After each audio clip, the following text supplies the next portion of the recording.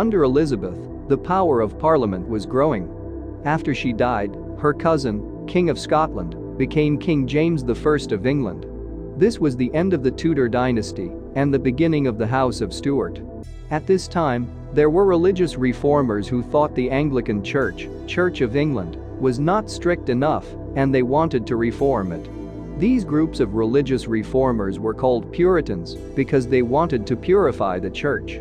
There was a lot of hostility towards these Puritans, and some escaped England to make a new religious community, first in Holland and then later in America, in Massachusetts. After King James I died, his son became King Charles I. Charles believed in the divine power of kings and tried to rule without Parliament. He tried to arrest members of Parliament. Parliament fought back. Thus began the English Civil War. The Civil War started in 1640, with Oliver Cromwell as the leader of Parliament. The main issues of this war were religious toleration and more power for Parliament. Puritans supported the Parliament against the king. King Charles I was defeated by Cromwell's army and executed on January 30, 1649. And for the first and only time in English history, there was no monarch. England now had no king. It was ruled by Cromwell as a commonwealth rather than a kingdom. There were many different groups competing for power, and so the army generals under Cromwell took control. England became a military dictatorship under Puritan rule. After Cromwell's death, the Republican regime collapsed and the monarchy was restored. Charles II was invited to become king in 1660. His reign resulted in the first political parties in Britain, the Tories and the Whigs. This was a time of great commercial success around the world and scientific achievement. This was also the beginning of science and medicine, and the period known as the English Enlightenment. Also, the king no longer had absolute power. From then on, he had to share power with the Parliament. James II became king after his brother's death in 1685. He also tried to bring back the Catholic Church and allow it to exist beside the Anglican Church. He also tried to get rid of the Tory gentry who most strongly opposed him. The attempt of James II to usurp absolute power led to the so-called Glorious Revolution. James was peacefully replaced by William III of Orange and James' Protestant daughter Mary. Thus the basic principles of the constitutional monarchy were established. William and Queen Anne kept executive power, but their policy was controlled by Parliament. Anne was the second daughter of James II. She had 17 pregnancies, but only one child survived, William, who died of smallpox aged just 11. It was during Anne's reign that the United Kingdom of Great Britain was created by the Union of England and Scotland. The Stuart period ended with the death of Queen Anne.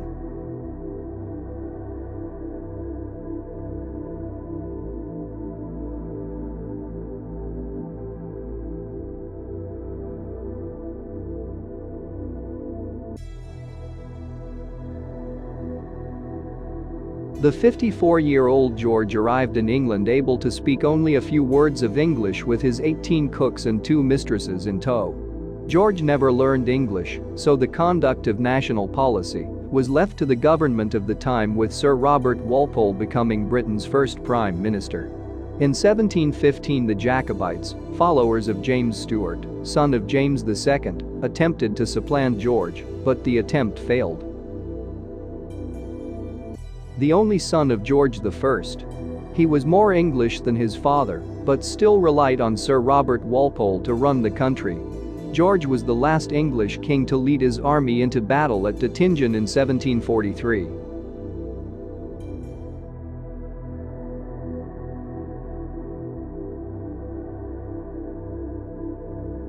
George III was a grandson of George II and the first English-born and English-speaking monarch since Queen Anne.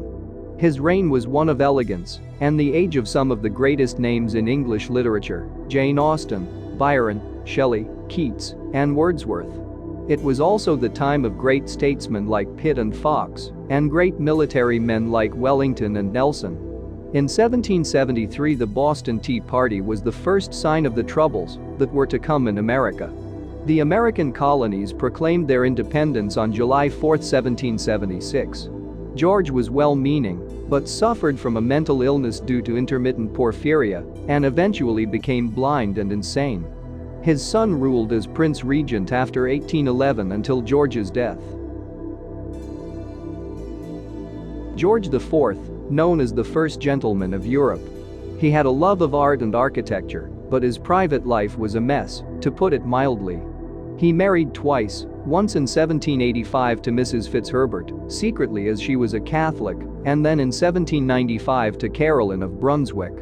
Mrs. Fitzherbert remained the love of his life. Caroline and George had one daughter, Charlotte, in 1796, but she died in 1817.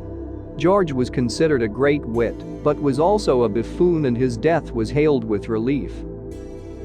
William IV was the third son of George III. Before his accession, he lived with Mrs. Jordan, an actress, by whom he had 10 children. When Princess Charlotte died, he had to marry in order to secure the succession. He married Adelaide of Saxe-Coburg in 1818. He had 2 daughters, but they did not live.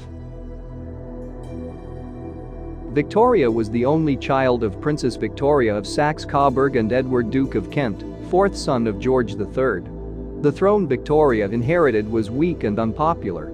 Her Hanoverian uncles had been treated with irreverence. In 1840 she married her cousin Albert of Saxe-Coburg. Albert exerted tremendous influence over the Queen, and until his death was virtual ruler of the country. He was a pillar of respectability and left 2 legacies to the UK, the Christmas tree and the Great Exhibition of 1851. With the money from the exhibition, several institutions were developed: the Victoria and Albert Museum, the Science Museum, Imperial College and the Royal Albert Hall. The Queen withdrew from public life after the death of Albert in 1861 until her Golden Jubilee in 1887.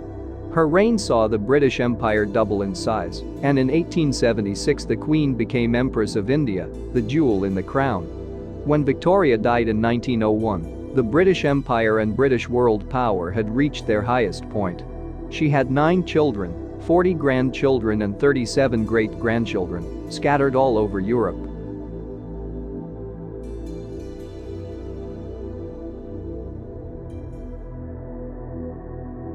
Edward VII loved horse racing, gambling and women.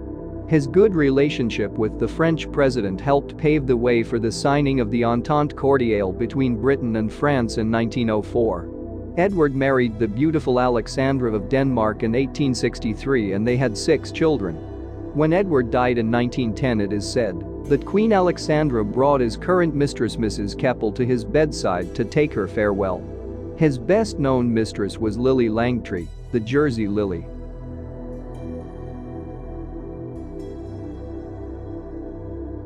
George had not expected to be king, but when his elder brother died, he became the heir apparent. In 1893 he married Princess Mary of Teck, his dead brother's fiancée. His years on the throne were difficult. The First World War in 1914-1918 and the Troubles in Ireland, which led to the creation of the Irish Free State, were considerable problems. In 1932 he began the royal broadcasts on Christmas Day, and in 1935 he celebrated his Silver Jubilee. His latter years were overshadowed by his concern about the Prince of Wales and his infatuation with Mrs. Simpson. Edward was the most popular Prince of Wales Britain has ever had. Consequently, when he renounced the throne to marry Mrs. Wallis Simpson, the country found it almost impossible to believe. The people as a whole knew nothing about Mrs. Simpson until early in December 1936. Mrs. Simpson was an American, a divorcee, and had 2 husbands still living. This was unacceptable to the church, as Edward had stated that he wanted her to be crowned with him at the coronation, which was to take place the following May. Edward abdicated in favor of his brother and took the title Duke of Windsor. He went to live abroad. George was a shy and nervous man with a very bad stutter, the exact opposite of his brother the Duke of Windsor, but he had inherited the steady virtues of his father George V. He was very popular and well loved by the British people. The prestige of the throne was low when he became king, But his wife Elizabeth and his mother Queen Mary were outstanding in their support of him. The Second World War started in 1939, and throughout the King and Queen set an example of courage and fortitude. They remained at Buckingham Palace for the duration of the war in spite of the bombing. Elizabeth II succeeded her father and became Queen of Britain at the age of 26. She became the longest reigning monarch in 2015. To date, she has been served by 12 different prime ministers of Britain and is the world's most recognized woman.